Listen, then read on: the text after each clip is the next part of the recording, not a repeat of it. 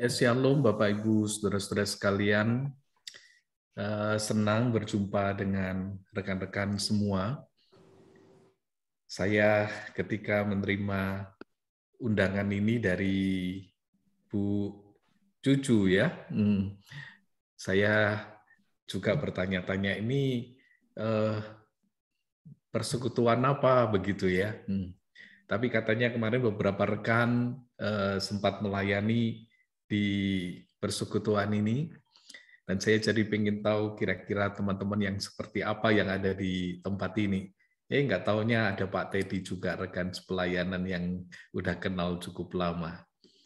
Jadi sedikit membuat saya masih merasa tenang di tengah-tengah beberapa rekan yang mungkin saya belum kenal gitu ya. Ada Pak Raymond juga.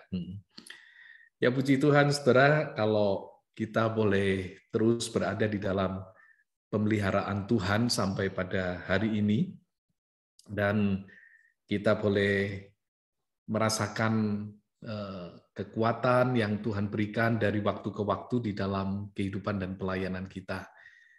Hari ini saya ingin mengajak kita merenungkan satu tema berkaitan dengan bagaimana kita bisa tenang di tengah-tengah gelombang yang mungkin ada di hadapan kita ya. Saya akan share screen lebih dulu.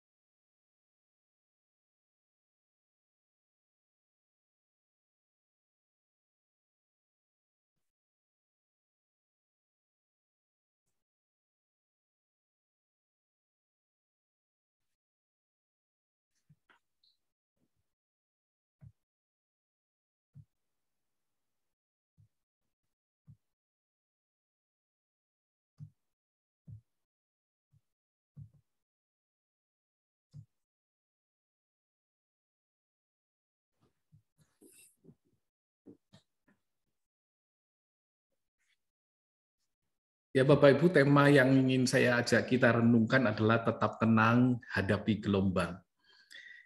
Saya merasa ketenangan itu menjadi satu hal yang penting. Karena ketika kita tidak tenang, sebetulnya ada banyak hal yang tidak bisa kita lakukan.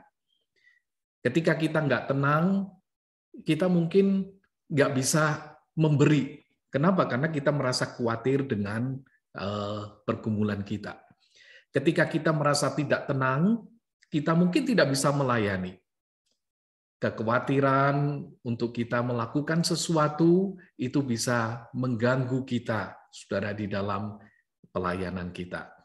Karena itu saya ingin mengajak rekan-rekan untuk merenungkan satu bagian firman Tuhan yang terdapat di dalam Mazmur nomor yang ketiga. Saya akan mengajak saudara belajar dari bagian ini, dan nanti karena ini Mazmur yang berhubungan dengan konteks sejarah, saya akan mencoba merangkumnya di dalam satu bagian peristiwa yang dirasakan oleh Daud. Ya, kita membaca Mazmur 3. Saya bacakan untuk saudara. Mazmur Daud ketika ia lari dari Absalom anaknya. Ya Tuhan, betapa banyaknya lawanku. Banyak orang yang bangkit menyerang aku. Banyak orang yang berkata tentang aku, baginya tidak ada pertolongan daripada Allah. Tetapi Engkau, Tuhan, adalah perisai yang melindungiku. Engkaulah kemuliaanku dan yang mengangkat kepalaku. Dengan nyaring aku berseru kepada Tuhan, dan Ia menjawab aku dari gunung-Nya yang kudus. Aku membaringkan diri, lalu tidur.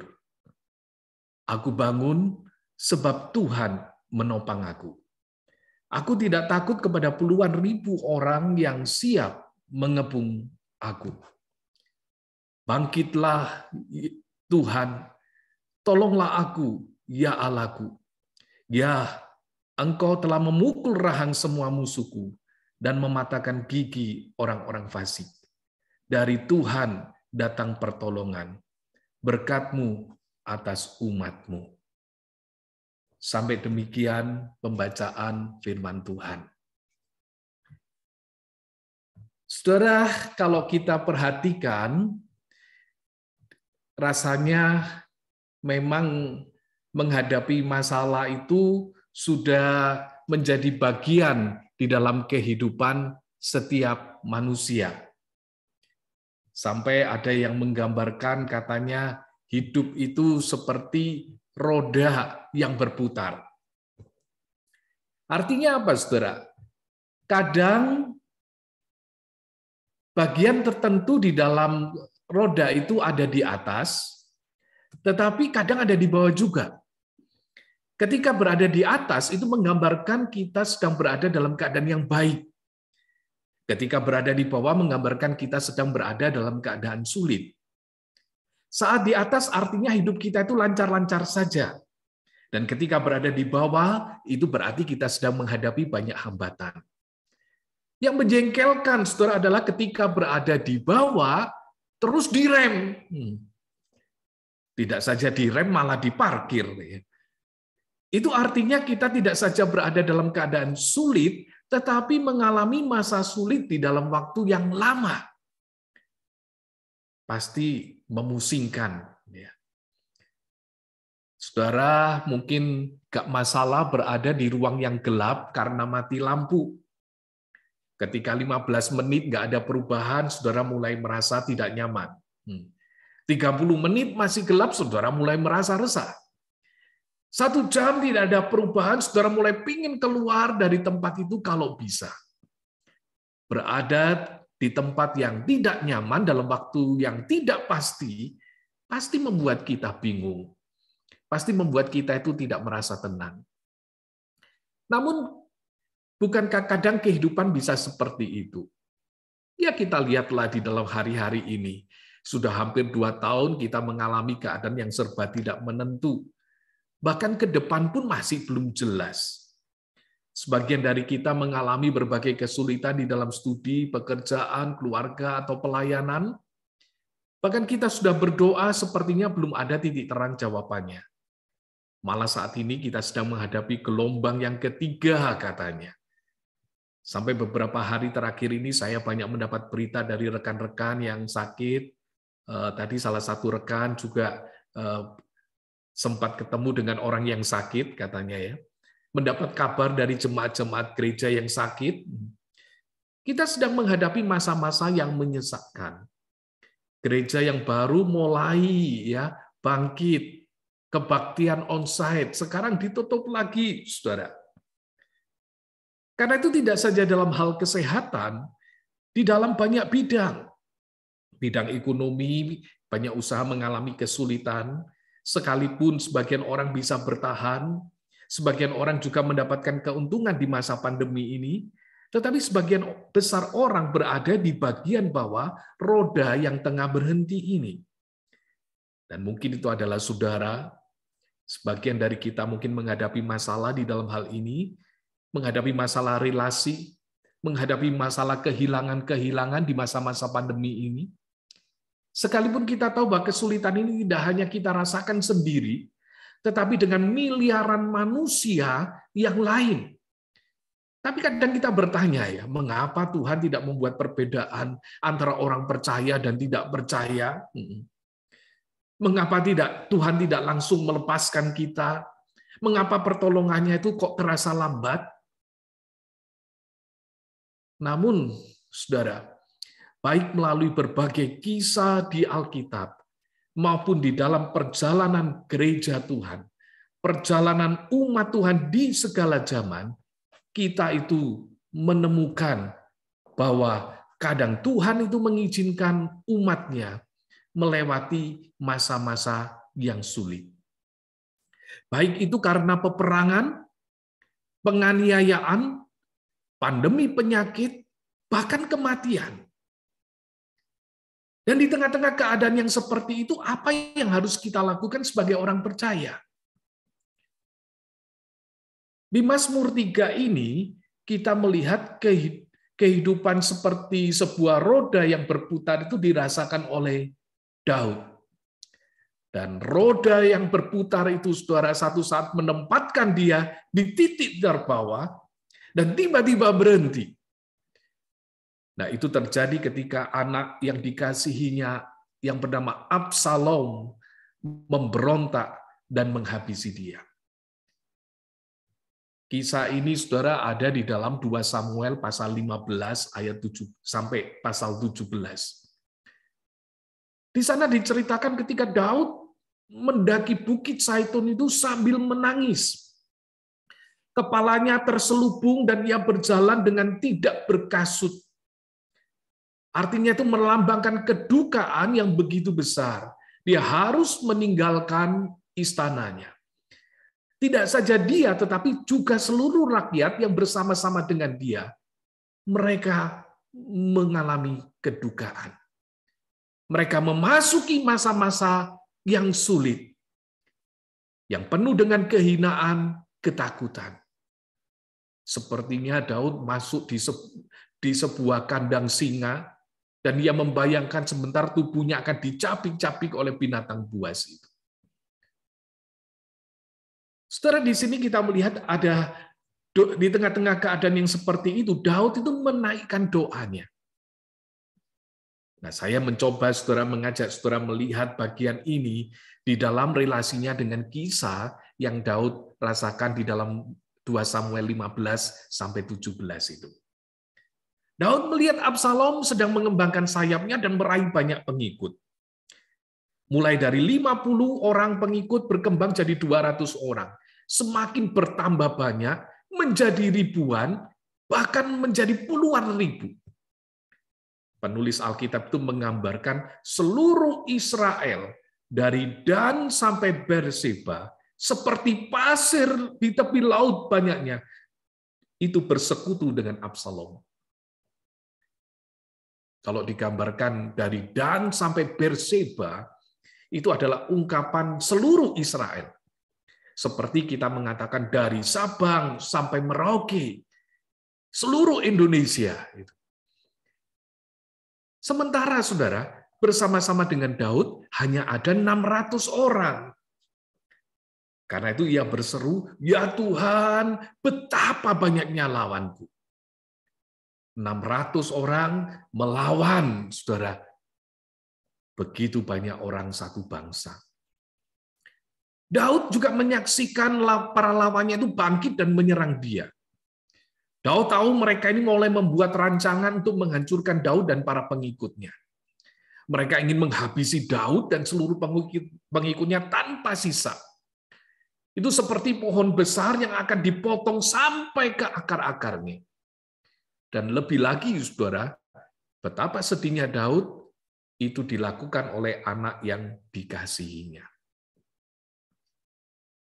Karena itu ia berseru, "Ya Tuhan, banyak orang yang bangkit menyerang aku."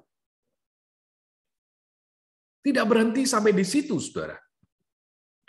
Anak Yonatan yang diberi tempat terhormat oleh Daud berkata, "Pada hari ini kaum Israel akan mengembalikan kepadaku kerajaan ayahku."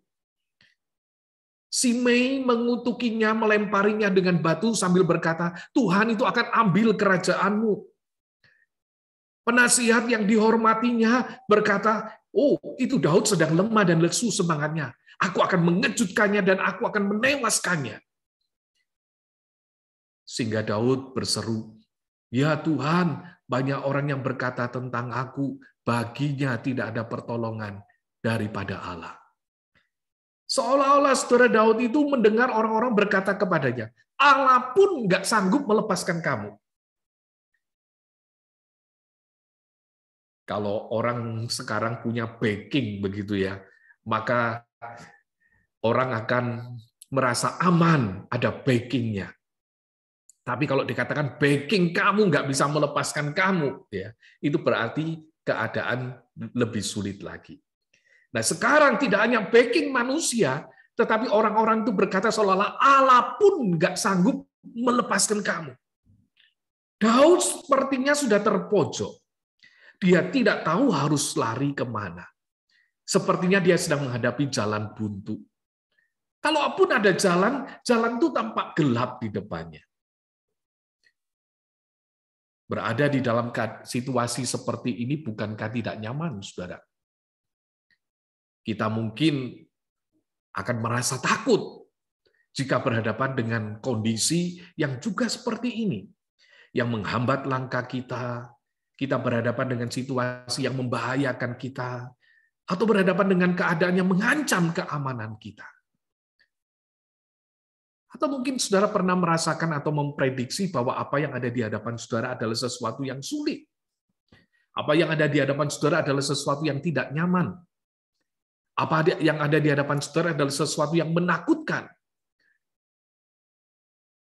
Atau mungkin kita berkata saat ini semua orang juga takut, Pak.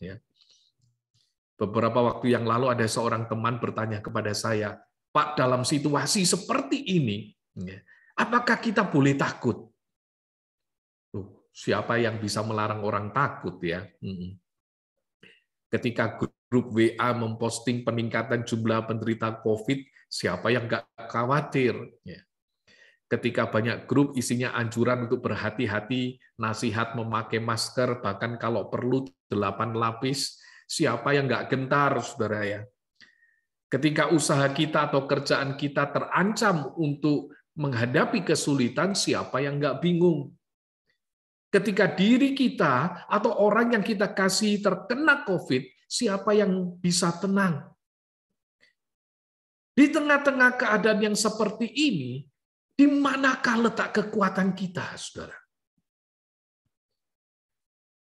Nah, ketika kita kembali lagi kepada Mazmur yang disampaikan oleh Daud itu, saudara. Ketika gelombang besar itu melanda, apakah yang dilakukan oleh Daud? Apakah ia mencari dukun-dukun sakti yang bisa menolongnya?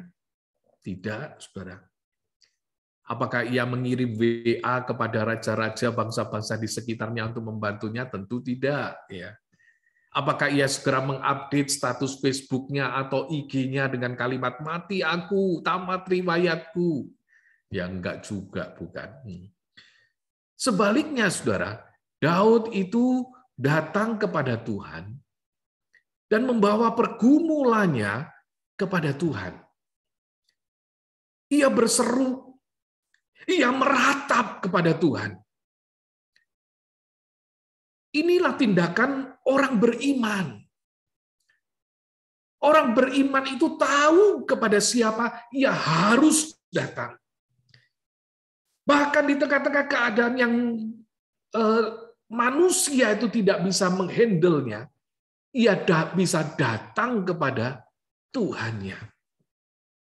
Kalau saudara perhatikan, ayat 3 itu dimulai dengan kata tetapi. Kata tetapi ini, saudara, merupakan titik balik. Artinya apa? Drama itu belum selesai. Keluhan Daud tentang orang-orang yang menyerangnya, yang merendahkan dia, ini masih babak awal, saudara ya. Nah, sekarang drama itu berbalik memasuki babak berikutnya.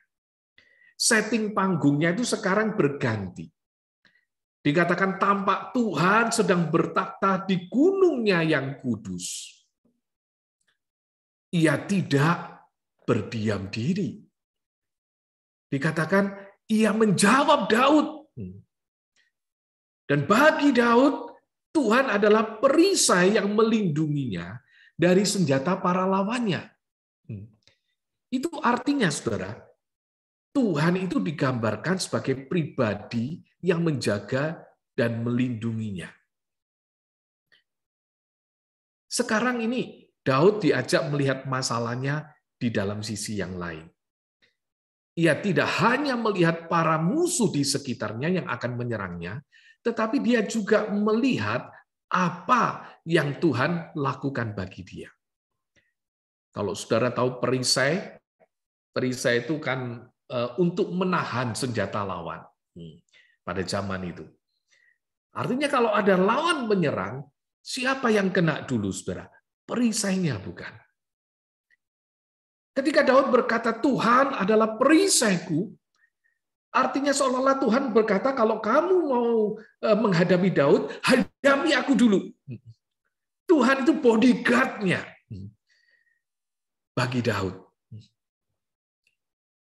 Karena itu, saudara, ketika para musuh itu begitu banyak dan akan menyerang dia, tetapi Tuhan itu katakan jadi perisainya. Dan para musuh itu menuding Daud, menghina Daud, tetapi Tuhan dikatakan akan memuliakan dia. Para musuh itu menekan dan membuatnya harus berjalan tertunduk dengan kepala yang terselubung, tetapi itu dikatakan Tuhan itu akan mengangkat kepalanya. Artinya apa, saudara? Tuhan itu sanggup menolong Daud. Bahkan Tuhan yang sanggup menolong Daud itu adalah Tuhan yang berkata, aku mau menolong kamu. Inilah, saudara, yang membuat kemudian Daud itu berkata di dalam ayat ini, aku membaringkan diri, lalu tidur. Aku bangun, sebab Tuhan menopang aku. Aku tidak takut kepada puluhan ribu orang yang siap mengepung aku. Saudara, saya suka membaca ayat ini. Dan kalau saudara nggak bisa tidur, ya, coba saudara baca ayat ini. Ayat ini menenangkan. Aku membaringkan diri, lalu tidur. Tidur adalah melambangkan ketenangan, saudara. Satu saat di dalam sebuah tempat retreat, saya berjumpa dengan seorang ibu. Dan saya tanya, apakah ibu juga ada retreat di tempat ini? Enggak, saya retreat pribadi. Kenapa, Bu? 1 bulan saya enggak bisa tidur, katanya. Tidur menjadi sesuatu yang begitu mahal bagi beberapa orang. Tetapi kenapa orang tidak bisa membaringkan diri lalu tidur? Kebanyakan keresahan, ketidaktenangan, pikiran yang begitu banyak, yang membuat kita takut, sampai akhirnya kita itu tidak bisa tidur. Ketika Daud selesai berdoa, saudara, apakah kemudian musuhnya langsung kocar-kacir? Ternyata tidak.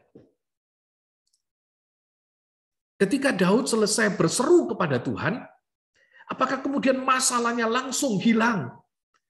Enggak. Masih ada puluhan ribu orang yang siap mengepung dia. Masih ada hari-hari yang tidak menentu di depannya.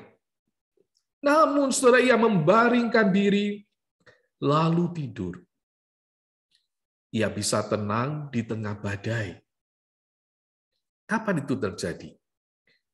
Ketika ia melihat ke atas. Ketika ia memandang Tuhan.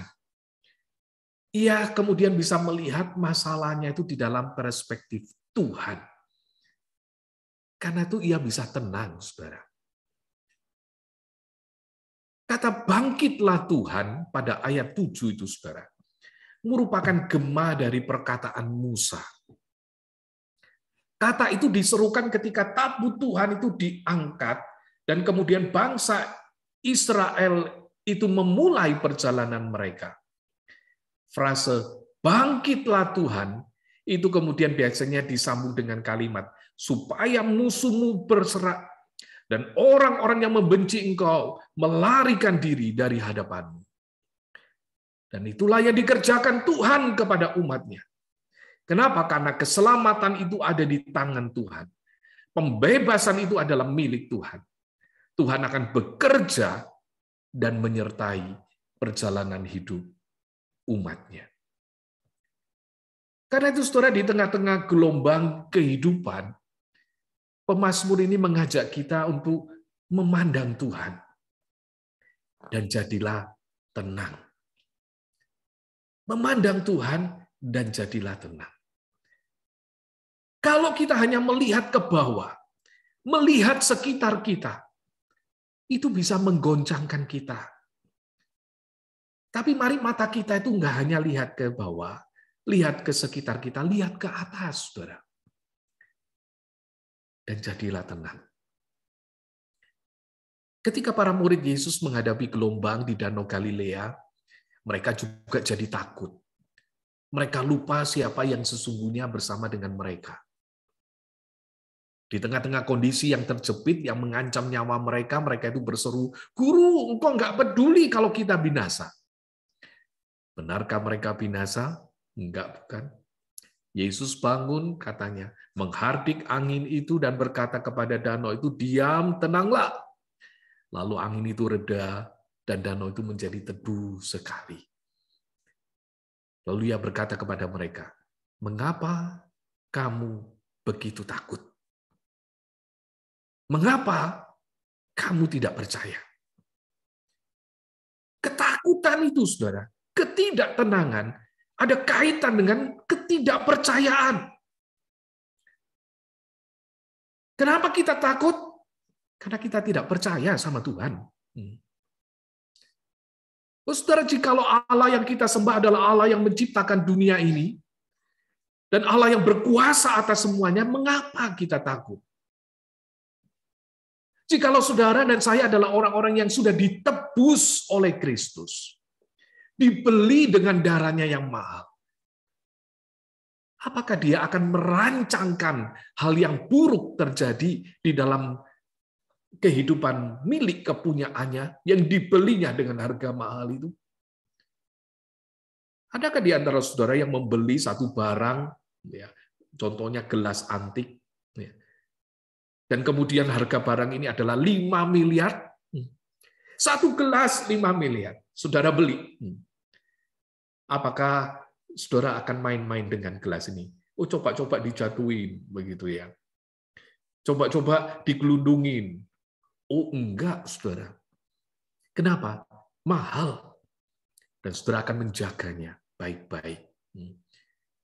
Kalau dikatakan saudara itu dibeli dengan harga mahal, yakinlah Tuhan itu nggak akan main-main dengan kehidupan saudara. Kalau penebus kita itu berjanji menyertai kita sampai akhir zaman, mengapa kita khawatir? Kalau hidup kita, bahkan mati kita pun ini ada di tangannya, apa yang kita takutkan? Karena itu saudara, hadapi hidup ini dengan tenang. Karena Allah kita itu dapat disandari sepenuhnya. Bahkan ketika sandaran yang lain runtuh, saudara masih bisa bersandar kepada Tuhan.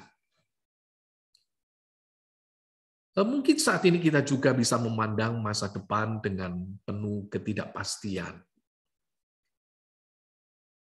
Tidak jelas kapan pandemi ini akan berakhir. Kita sedang berada di bawah titik roda yang sedang berhenti, dan roda itu sedang berada di bawah. Sampai kapan kita tidak bebas beraktivitas? Nggak tahu. Sampai kapan kita harus pakai masker kemana-mana? Nggak tahu. Sampai kapan kita selalu was-was terkena virus? Sampai kapan kita sekolah atau pekerjaan kita lancar kembali? Sampai kapan usaha kita itu bisa jelas masa depannya? Sampai kapan kita khawatir dengan kemungkinan maut yang merenggut kita atau orang-orang yang kita kasihi? Saudara, kita sedang berada di masa-masa yang tidak menentu. Mungkin saudara berkata, kalau begitu wajar kan Pak kalau saya takut? Wajar kan Pak kalau saya khawatir? Wajar kan Pak kalau saya nggak bisa tidur? Wajar, saudara. Wajar itu terjadi. Kalau saudara hanya melihat sekitar saudara. Wajar itu terjadi kalau saudara hanya melihat dunia ini. Tetapi dari pemazmur ini mengajak kita, pandang ke atas. Lihat Tuhanmu. Lihat penebusmu. Serahkan hidupmu di dalam tangannya dan tenanglah. Saudara, kita masih nggak mengerti kenapa Tuhan mengizinkan semuanya ini. Tapi percayalah, Dia adalah Tuhan yang tetap memegang kendali atas dunia ini dan atas kehidupan anak-anaknya. Kalaupun ada anak-anak Tuhan yang harus mengalami sakit, ada anak-anak Tuhan yang meninggal, percayalah mereka itu ada di tangan Tuhan. Dan kekekalan yang indah itu menjadi bagian di dalam hidup mereka. Karena itu Paulus menyatakan di dalam Filipi pasal 4 ayat 6-7. Janganlah hendaknya kamu khawatir tentang apapun juga. Nyatakanlah dalam segala hal keinginanmu kepada Allah. Dalam doa dan permohonan dengan ucapan syukur. Kita diajak untuk menaikkan doa kita. Menaikkan keluhan kita. Menaikkan kekhawatiran kita kepada Tuhan. Maka dikatakan, damai sejahtera Allah yang melampaui segala akal, itu akan memelihara hati dan pikiranmu di dalam Kristus Yesus. Saudara, di tengah-tengah gelombang kehidupan, pandanglah Tuhan dan tenanglah. Pandanglah Tuhan dan tenanglah. Saya teringat, saudara, ketika saya akan praktek 1 tahun di Bandung. Saat itu saya tidak pernah pindah tempat, saudara, ya, dari Malang. Dan saya berada di tempat yang saya tidak kenal orang-orangnya, siapa saja di sana. Nah, ketika saya dalam mempersiapkan kepindahan itu, saya ada satu kekhawatiran, ketegangan, begitu ya. Nah, ketika saya ada kekhawatiran, ketegangan, saya tidak berani ucapkan kepada istri saya, kepada anak saya. Tapi Tuhan tahu pasti, hati saya resah. Sambil saya mempersiapkan barang dan lain-lain, sementara skripsi saya waktu itu belum tuntas, ya, sampai saya harus kejar-kejaran. Saya berangkat ke Bandung hari itu saya baru meminta tanda tangan dosen untuk persetujuan. Ya, semuanya serba mepet dan membuat saya khawatir. Nah, di tengah-tengah keadaan itu, saudara, saya belajar satu hal dari anak saya. Satu saat di tengah-tengah ketika saya mempersiapkan itu, anak saya yang waktu itu sekitar berusia 6 tahun, saudara ya, datang kepada saya dan bertanya, "Pak, nanti di sana rumahnya kayak apa?" Saya jawab, "Papa nggak tahu." Tapi anak saya kemudian pergi, saudara, tenang-tenang, ya, jalani mainannya kembali.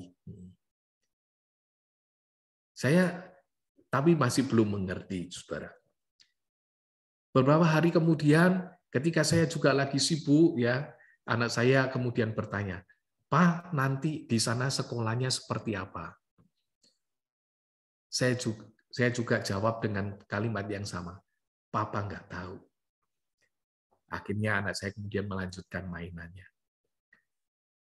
Nah, di situ, saudara, kemudian saya jadi bertanya-tanya, kenapa anak saya tidak khawatir?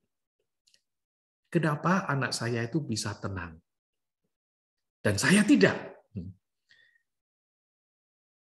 Nah, di tengah-tengah keadaan itu saya berpikir satu hal, saudara. Anak saya tidak pernah khawatir, tidak pernah takut, karena dia pergi sama papa mamanya. Mau kemanapun ya, sama papa mama aman bagi dia. Disitulah saya memandang Tuhan lagi. Tuhan, ampuni saya. Kenapa saya tidak melihat Tuhan? Padahal Tuhan adalah Bapa saya. Kemanapun saya pergi, kalau ada Bapa, aman. Dan disitulah saudara menjadi satu titik, saya mendapatkan ketenangan. Saya menjalani panggilan saya, dan saya boleh melihat Tuhan memimpin di dalam segala hal. Jika kita tahu perjalanan kita itu bersama dengan Bapa yang mengasihi kita, kita nggak perlu takut. Saya tahu sementara pandemi ini berlangsung, iblis juga bekerja. Iblis ingin umat Tuhan tergoncang imannya. Iblis ingin umat Tuhan tidak percaya kepada Tuhan. Iblis akan berusaha meneror anak-anak Tuhan agar mereka meninggalkan Tuhan. Iblis ingin umat Tuhan itu dipenuhi dengan ketakutan dan kekhawatiran. Iblis ingin damai sejahtera itu hilang di dalam hati orang-orang percaya. Saudara, pandanglah sejarah dari zaman ke zaman, Tuhanlah pemenangnya. Umat Tuhan itu tidak pernah termusnahkan. Rencana Tuhan itu selalu digenapi. Kristus menjadi penebus dan Tuhan bagi orang percaya pada akhirnya. Gereja Tuhan itu tetap berdiri dan bertumbuh sampai sekarang. Anak-anak Tuhan itu tetap menjadi kesaksian dan terang bagi sekitarnya. Kita memang menghadapi masa yang sukar. Saudara tetap perlu berjaga-jaga dengan serius, tetap menjaga protokol kesehatan. Tetaplah berdoa. Berdoa bagi hidupmu, bagi gerejamu, bagi bangsa ini, bagi dunia ini. Dan percayakan hidup kita di dalam tangan Tuhan. Tenanglah, ya, sebab Tuhan itu adalah Tuhan yang menopang kehidupan kita. Saya ingin menutup dengan mengajak saudara menyanyikan satu pujian.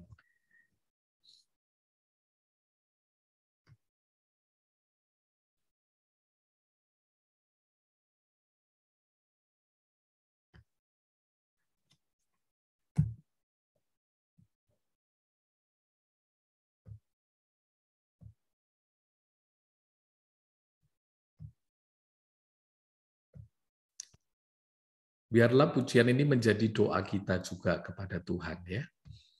Supaya Tuhan yang akan melingkupi kita dengan sayapnya yang memberikan kita ketenangan. Lingkupiku dengan sayapmu, naungiku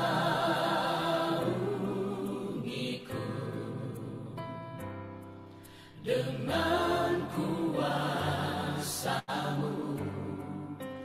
di saat badai bergelora. Ku akan terbang bersamamu, Bapa Kau Raja atas semesta. Ku tenang sebab Kau Allahku.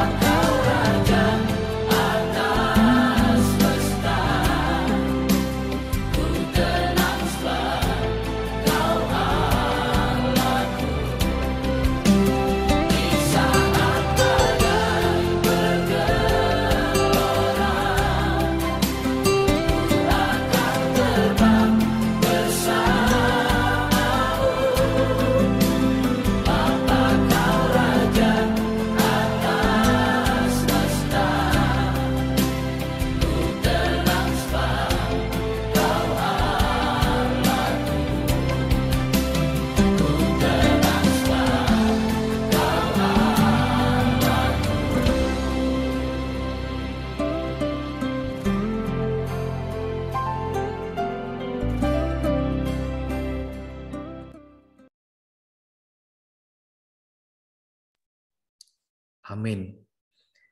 Saya serahkan kepada rekan yang akan melanjutkan. Terima kasih.